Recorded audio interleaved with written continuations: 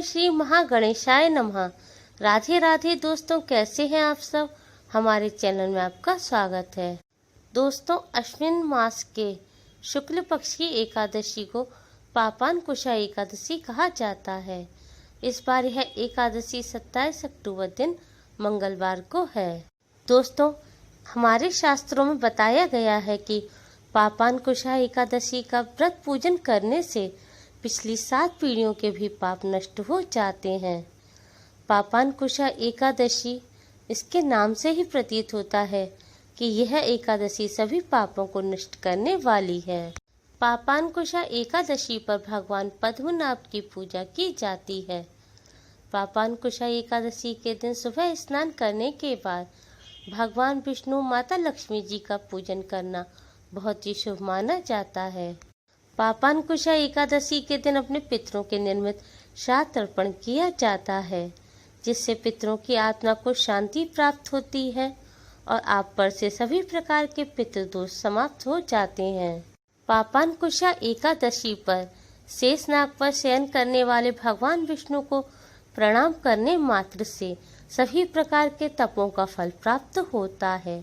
व्रत करने वाले व्यक्ति को 100 अश्वमेध यज्ञ, 101 सूर्य यज्ञ के बराबर फल की प्राप्ति होती है। हमारे शास्त्रों में बताया गया है कि पापानकुशा एकादशी के दिन अपने पितरों के निर्मित श्राद्ध तर्पण करने से मातृपक्ष के 10 कुल के पितृ तर जाते हैं और पिता के पक्ष के 10 कुल के पितृ तर जाते हैं। पापानकुशा एकादशी के दिन व्रत पूजा करने से यमलोक की यातना भी नहीं भोगनी पड़ती। पापानकुशा एकादशी के दिन भगवान विष्णु के दिव्य रूप की पूजा की जाती है। एकादशी के दिन उठकर सुबह स्नान आदि करके भगवान विष्णु के व्रत का संकल्प लेना चाहिए। भगवान विष्णु, माँ लक्ष्मी को धूप, दीप, फल, फूल, मेवा अर्पित करने चाहिए। पापानकुशा एकादशी के दिन मौन व्रत रखा जाता है, इसलिए कोशिश करें कि पूरे दिन किसी से बात न करें और मन ही मन भगवान विष्णु के ओम नमो भगवते वासुदेवाय मंत्र का जाप करते रहें। एकादशी तिथि 26 अक्टूबर को 9 बजे से प्रारंभ हो चुकी है। एकादशी तिथि का समापन 27 अक्टूबर को सुबह 10:40 पर होगा। एकादशी व्रत का पारण 28 अक्टूबर को सुबह 6:30 से 8:40 पे होगा। एकादशी तिथि पर गौ माता को भोजन अवश्य ही कराना चाहिए, क्योंकि गौ माता में 33 कोटि देवी देवताओं का वास होता है। हमारे शास्त्रों में वर्णित है कि एकादशी तिथि पर गौ माता को भोजन कराने से 100 अश्वमेध यज्ञ, 100 राष्ट्रीय यज्ञ के बराबर फल की प्राप्ति होती है और सहस्त्रों ब्राह्मणों को भोजन कराने के बराबर फल की प्राप्ति होती है। पापानकुशा एकादशी के दिन गौ माता को भोजन कराने से, उनकी सेवा पूजा करने से व्रती के सारे पाप नष्ट हो जाते हैं और उसके घर में सुख, समृद्धि और शांति आती है। गरीबी और दरिद्रता का नाश होता है, माँ लक्ष्मी की कृपा प्राप्त होती। आज की इस वीडियो में हम आपको इस पावन दिन पर करने वाला एक बहुत ही आसान और असरकारक उपाय बताने जा रहे हैं। इस उपाय को करने से भगवान श्री हरि विष्णु जी के साथ ही माँ लक्ष्मी जी और भगवान श्री गणेश की भी असीम कृपा प्राप्त होती है। भगवान श्री गणेश, भगवान श्री हरि विष्णु, माँ लक्ष्मी जी की कृपा से घर धन धान्य से भर जाता है। दुख, गरीबी और दरिद्रता का नाश हो जाता है। घर में कभी भी गरीबी नहीं आती। दोस्तों, इस उपाय को सही प्रकार से करने के लिए आप हमारे इस वीडियो को एंड तक अवश्य ही देखें। अगर आपने हमारे चैनल को अभी तक सब्सक्राइब नहीं किया है तो जल्दी से हमारे चैनल को सब्सक्राइब कर लें और बेल आइकन को हिट अवश्य ही करें, जिससे हमारी सभी नई वीडियोस की नोटिफिकेशन आपको फ्री में सबसे पहले मिल पाए। तो आइए दोस्तों, जानते हैं इस उपाय के बारे में। उपाय करने के लिए आप अपने मंदिर के सामने आसन बिछाकर बैठ जाएं। अब भगवान जी के सामने एक शुद्ध घी का दिया जलाएं। दोस्तों, ध्यान रखें, दिए के नीचे आज के दिन चावल ना रखें, क्योंकि एकादशी के दिन चावल का इस्तेमाल करना वर्जित माना जाता है। आज के दिन ना तो चावल खाया जाता है और ना ही पूजा में या किसी और कार्य में इस्तेमाल किया जाता है। आप दीपक के नीचे कोई खाली पात्र रखें और उसके ऊपर ही दीपक रखें। दीपक के साथ एक सुगंधित धूप बत्ती अवश्य ही जलाएं, क्योंकि धूप बत्ती की सुगंध से वातावरण पवित्र और सकारात्मक हो जाता है। इससे पूजा में अधिक मन लगता है। धूप बत्ती जलाने के बाद अब आप भगवान श्री गणेश, भगवान श्री हरि विष्णु और माँ लक्ष्मी जी को हल्दी और कुमकुम से तिलक करें। तिलक करने के पश्चात आप एक पात्र में शुद्ध घी और थोड़ा सा गुड़ रखें। गुड़ ना हो तो थोड़ी सी शक्कर या मिश्री रखें। अब इस गुड़ और शक्कर का आप भगवान श्री गणेश, भगवान श्री हरि विष्णु और माँ लक्ष्मी जी को भोग लगाएं। दोस्तों, गुड़ और घी भगवान श्री गणेश को अति प्रिय है। गुड़ घी का भगवान श्री गणेश को भोग लगाने से भगवान श्री गणेश शीघ्र ही प्रसन्न हो जाते हैं और घी की सुगंध माँ लक्ष्मी को भी अति प्रिय है। माँ लक्ष्मी को घी का भोग लगाने से माँ लक्ष्मी की कृपा प्राप्त होती है। एक अलग पात्र में आप तुलसी का पत्ता रखें। शास्त्रों में बताया गया है, बिना तुलसी जी के भगवान श्री हरि विष्णु भोग को स्वीकार नहीं करते।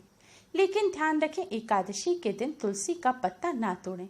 तुलसी जी के पास अपने आप जो टूट कर पत्ता गिर गया है, या तो आप उसे ले लें या एक दिन पहले तोड़कर रख लें, या पहले भगवान जी की पूजा में इस्तेमाल किए गए तुलसी के पत्ते को आप धोकर द्वारा से भगवान जी को अर्पित कर सकते हैं, क्योंकि तुलसी का पत्ता कभी भी बासी नहीं माना जाता। भोग लगाने के बाद आप भगवान श्री गणेश जी के इस मंत्र का 11 बार जाप करें। मंत्र इस प्रकार है: ओम गण गणपते नमः, ओम गण गणपते नमः। गणेश जी के मंत्र का जाप करने के बाद आप भगवान श्री हरि विष्णु जी के 12 मंत्र ओम नमो भगवते वासुदेवाय का 108 बार जाप करें। मंत्र है ओम नमो भगवते वासुदेवाय। इस मंत्र का जाप करने के बाद अब आप माँ लक्ष्मी जी के इस मंत्र का 108 बार जाप करें। मंत्र इस प्रकार है: ओम महालक्ष्मी नमः, ओम महालक्ष्मी नमः।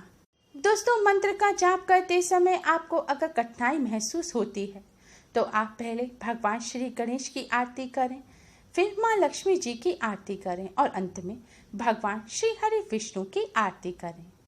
इस तरह पूजन करने के बाद आप भगवान जी को प्रणाम करें और आपकी जो भी समस्या है वह सभी भगवान जी से कहें और अपनी सभी समस्या और कष्टों को दूर करने की प्रार्थना करें। धन संबंधी समस्याओं को दूर करने की प्रार्थना करें। प्रार्थना करने के बाद आप शुद्ध जल से मढ़े हुए आटे से एक साफ रोटी बनाएं। अब इस रोटी को आप एक प्लेट में रख लें। फिर इस रोटी को आप मंदिर में रखें और भगवान जी को जो आपने घी का भोग लगाया है उस घी को आप रोटी पर लगा दें।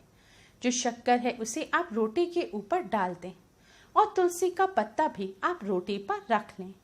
अब आप भगवान श्री गणेश, भगवान विष्णु, माँ लक्ष्मी जी को प्रणाम करें और इस रोटी को अपने मस्तक से लगाएं।